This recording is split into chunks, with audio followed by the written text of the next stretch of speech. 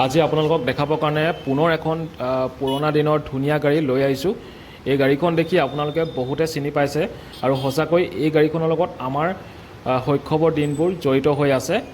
আৰু এই গাড়ীখন হৈছে মাহিন্দ্ৰাৰ জীপ কমাণ্ডাৰ 750 DI আৰু সেইটো সময়ত এই গাড়ীখন চবতে ব্যৱহাৰ হৈছিল। প্ৰায় 1994 চনৰ পৰা 2000 চনলৈকে এই গাড়ীখনৰ প্ৰডাকশ্যন আছিল মাহিন্দ্ৰা কোম্পানীৰ ফালৰ পৰা, কিন্তু 2000 চনৰ পাছত কোম্পানীয়ে বন্ধ কৰি দিছিল লাহে লাহে।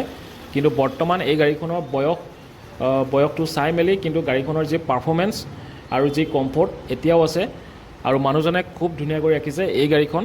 আৰু দেখিবলৈ পাইছে যে ছিট কভাৰবোৰ ফাটি গৈছে, কিন্তু সেই যি নতুন কিনিছিল সেইবোৰেই কিন্তু ছিট এতিয়াও তেওঁ এই গাড়ীখনতে লগাই ৰাখিছে। আৰু তেওঁ কোৱা মতে যে গাড়ীখনৰ যি ইঞ্জিনত আজিলৈকে একো ধৰণৰ কাম তেওঁ কৰিবলগীয়া হোৱা নাই বুলি কৈছে।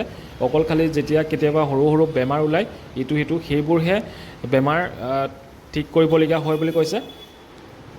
আৰু অভাৰঅল গাড়ীখনৰ যি লুকছ আগফালে আৰু পাছফালে এয়া হৈছে কেবিনৰ লুকছ। আৰু কেবিনৰ লুকছটো চাওক কি বহুত এটা মানে ধুনীয়া কণ্ডিশ্যনত এতিয়াও আছে এই গাড়ীখনত।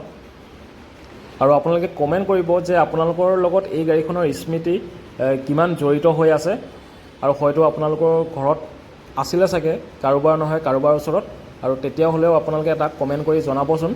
আৰু এই গাড়ীখন প্ৰায় 2 লাখ টকা আছিলে বুলি সেইটো সময়ত এই মানুহজনে কৈছিল, কিন্তু কিমানটো হয় কিমানটো মিছা মই নাজানো। যদি জানে কোনোবাই কমেণ্ট কৰি জনাব।